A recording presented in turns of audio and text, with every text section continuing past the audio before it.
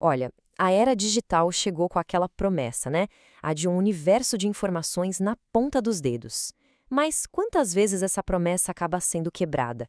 Hoje a gente vai dar uma olhada nas fechaduras e nas chaves dessa biblioteca digital mundial, para entender por que tanto conhecimento continua trancado e, claro, como a gente pode libertá-lo. Fala a verdade. Quem nunca passou por isso? Aquele momento de descoberta, o artigo perfeito finalmente encontrado, só para dar de cara com uma barreira, um aviso de pagamento. É uma frustração que todo mundo conhece, um verdadeiro muro digital que acaba impedindo o acesso ao conhecimento para estudantes, pesquisadores e, bom, para qualquer mente curiosa por aí. E aí que está o grande paradoxo da nossa era. A mesmíssima tecnologia que poderia espalhar o conhecimento de forma instantânea é freada por sistemas que, na verdade, o aprisionam. Obras que são a base do saber humano, elas já estão digitalizadas, prontas, guardadas em algum servidor, mas para muita gente continuam completamente fora de alcance. Para a gente entender as barreiras de hoje, a gente precisa voltar um pouquinho no tempo. O problema do acesso digital, veja bem, não nasceu com a internet, não. As raízes dele estão numa ideia muito mais antiga, que foi sendo construída ao longo de séculos. A ideia de que um pensamento pode ter um dono. A nossa história aqui começa lá em 1710, com o Estatuto de Anne, que foi a primeira lei a dar aos autores controle sobre suas criações. Mas o ponto de virada mesmo veio em 1886, com a Convenção de Berna. Foi ali que, pela primeira vez, o mundo inteiro concordou com um padrão.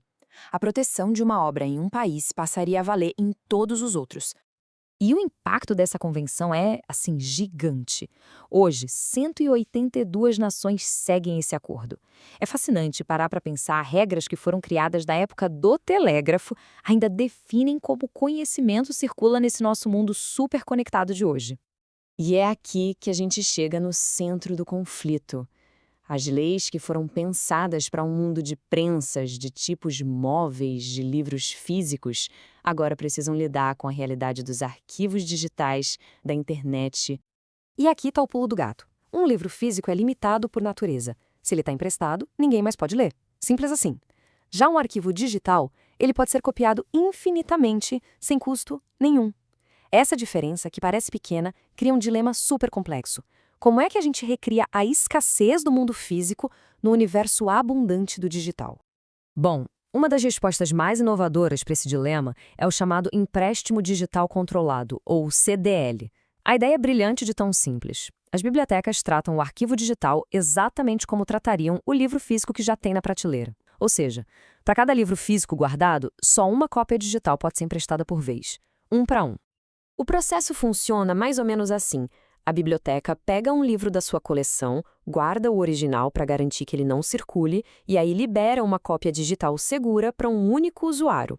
Quando o empréstimo termina, essa cópia é devolvida e fica disponível para o próximo da fila. É basicamente a mesma lógica da biblioteca do bairro, só que reinventada para o século XXI. Tá, a teoria é bem legal, né? Mas e na prática? Como isso funciona no mundo real? Vamos dar uma olhada num exemplo concreto de como esses princípios estão sendo usados para resgatar conhecimento que, de outra forma, estaria perdido ou totalmente inacessível. O número é 158. Essa é a quantidade de obras clássicas da área de biblioteconomia que um projeto brasileiro, a Biblioteconomia Online, conseguiu resgatar. Pensa só nisso. 158 livros fundamentais, muitos deles esgotados, raros, que agora estão de novo acessíveis para toda uma nova geração. Mas o valor real disso tudo não é só juntar um monte de links, e sim a curadoria por trás. É um trabalho quase de detetive. Primeiro, identificar quais obras essenciais desapareceram. Depois, avaliar cada fonte pela sua autoridade. Verificar se os links de acesso são seguros, se são estáveis e, no fim, organizar tudo de um jeito inteligente. É um verdadeiro trabalho artesanal, super meticuloso, em plena era digital. Mas olha, projetos como esse não surgem do nada, né? Eles fazem parte de um movimento global e usam ferramentas poderosíssimas que estão, aos poucos, redefinindo a própria ideia de compartilhar conhecimento. E no coração dessa mudança toda está uma ideia muito forte: o acesso aberto. E isso é mais que uma técnica, é uma filosofia. É a convicção de que o conhecimento, principalmente aquele gerado por pesquisas, é um bem público. Ele deve ser livre para qualquer pessoa ler, usar e construir a partir dele, sem barreiras.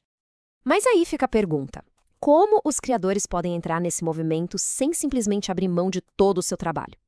Bom, a resposta está numa mudança de mentalidade. É a transição daquele modelo rígido do todos os direitos reservados do copyright tradicional para um mundo muito mais flexível, o mundo do alguns direitos reservados. É exatamente aqui que entram as licenças Creative Commons. Pensa nelas como se fossem blocos que montar. O autor pode escolher as condições. A licença BY significa que precisam dar o crédito. NC proíbe o uso para fins comerciais. ND não permite que a obra seja alterada. E SA exige que qualquer trabalho derivado use exatamente a mesma licença. Isso dá aos criadores um controle super detalhado, permitindo o compartilhamento nos seus próprios termos. E com isso, a gente volta para a nossa questão central. De um lado, a gente tem as leis de propriedade intelectual. Do outro, tecnologias de compartilhamento e todo o movimento pelo acesso aberto. A tecnologia nos deu a capacidade de construir uma biblioteca universal, mas as regras dessa biblioteca ainda estão sendo disputadas. No fundo, a questão é: se o conhecimento é para todos, quem deveria ter o controle das chaves?